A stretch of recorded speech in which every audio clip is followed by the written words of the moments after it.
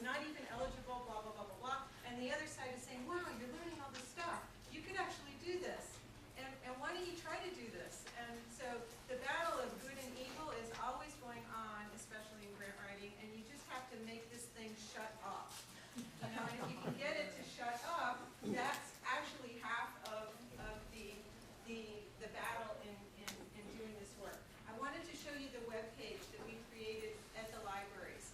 So this is, you know, lib.ufl.edu and then funding.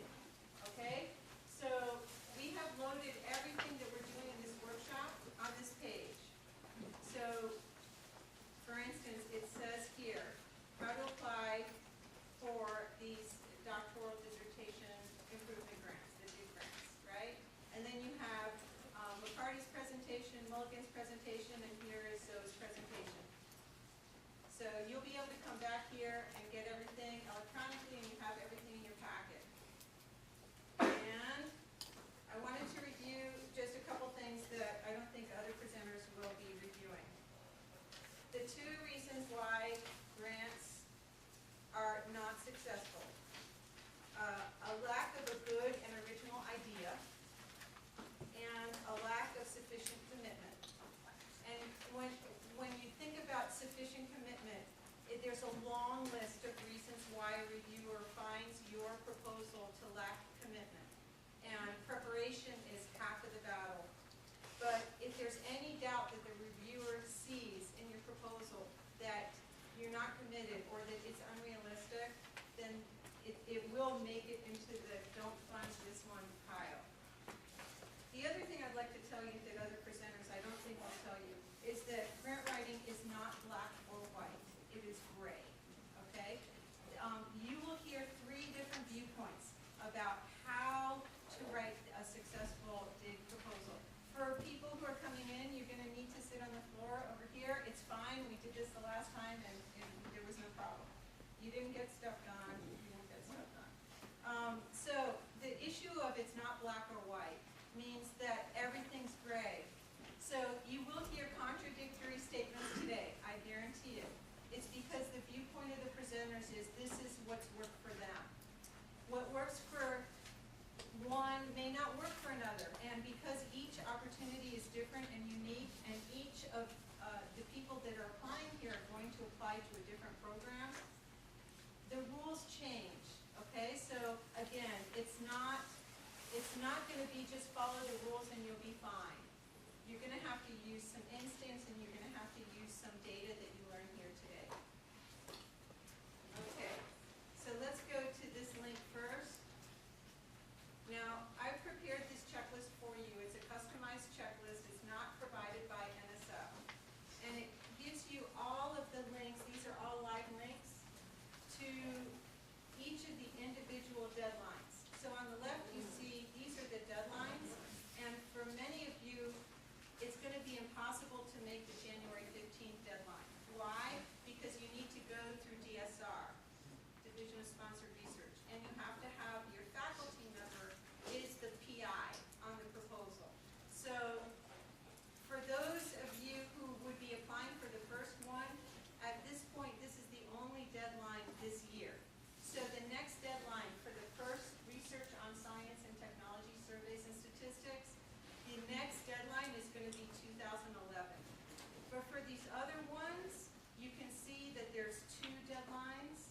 And also, for archaeology, there's no deadline. You can submit whenever you want, whenever you're ready. Okay? So you would need to go to these individual links to look at the individual guidelines for what's required for that discipline. Does that make sense for everybody? Okay? And what you will find there also is the program officer that is assigned to that discipline. And you don't have to worry about asking the program officer for advice. They get paid to advise you. Okay? That's their job. So you should not be inhibited about contacting them. I wanted to just go over a little bit on the eligibility. So, and this isn't in the checklist, but I'm going to embed it in there tomorrow. You must be an advanced candidate, a PhD candidate,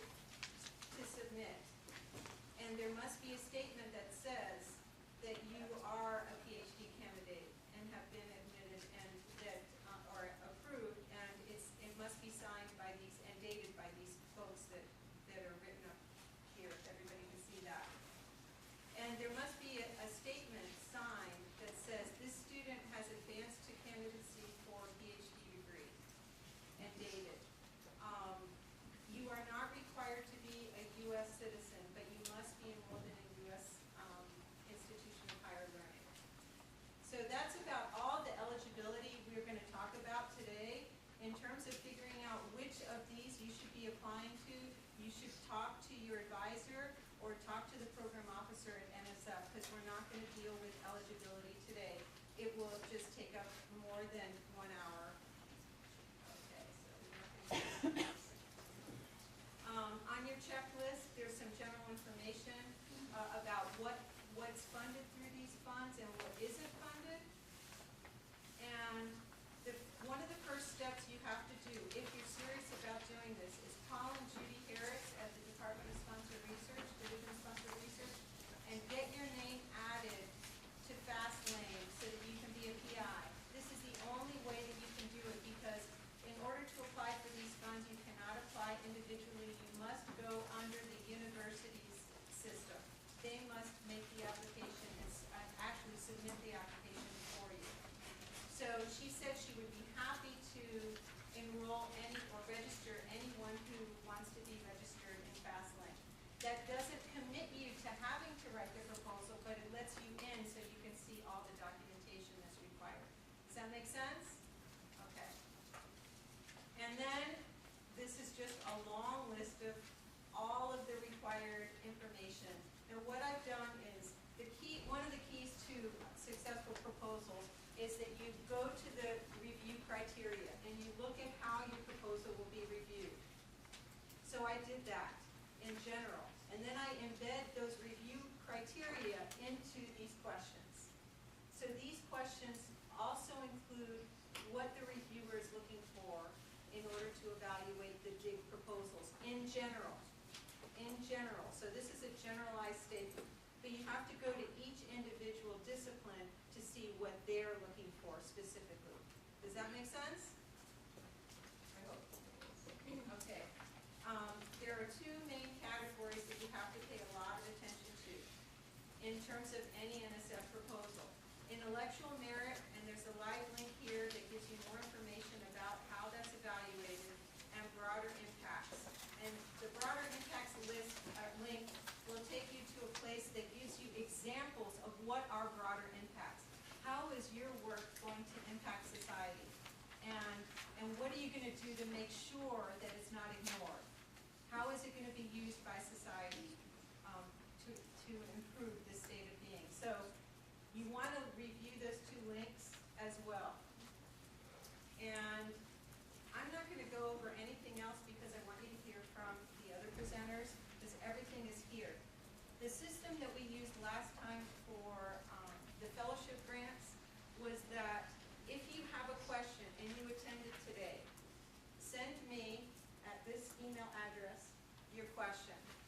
I will get the answer somehow and then broadcast it to everyone who signed the list that was on the table with your email address, so that we can create a FAQ list for this specific DIG program at UF, and it then will appear on the funding website. So we want to accumulate your questions, and I will try to facilitate getting the answers for you, and we'll do this conversation back and forth. Any questions for me at the moment? Bess, you might just mention that if people didn't get this handout, that the information is going to be on the website. So, It's already there. right. So you can go in, and if you didn't get it, don't worry about it. It's in on this website. So the address for if you just go to the library's homepage and put /funding, and it will bring you to this page. Okay? Any other questions? So I think we're going to go with Zoe and her presentation. So Zoe is an award-winning applicant.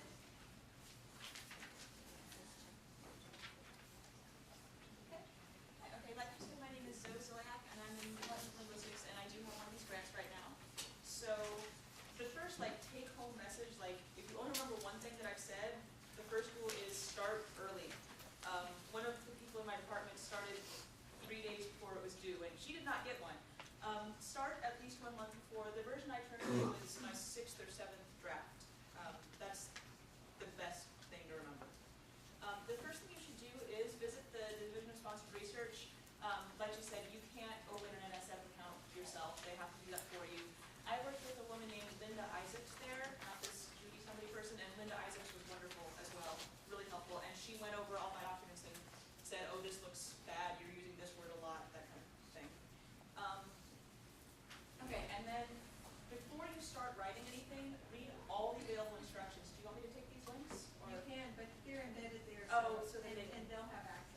so read your program solicitation, and then 20 pages, and then the grant proposal guide, which is general for all of NSF, and the application guide.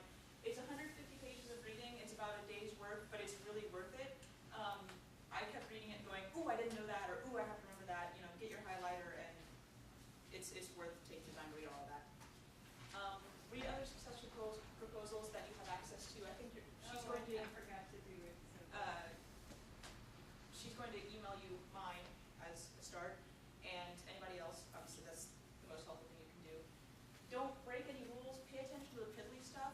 They will disqualify your application if you have too small a margin size, or if you have 10.5 point font instead of 11 point font. They're looking for excuses not to read things because it's a lot of work to read the applications. So don't disqualify yourself based on breaking a little tiny rule.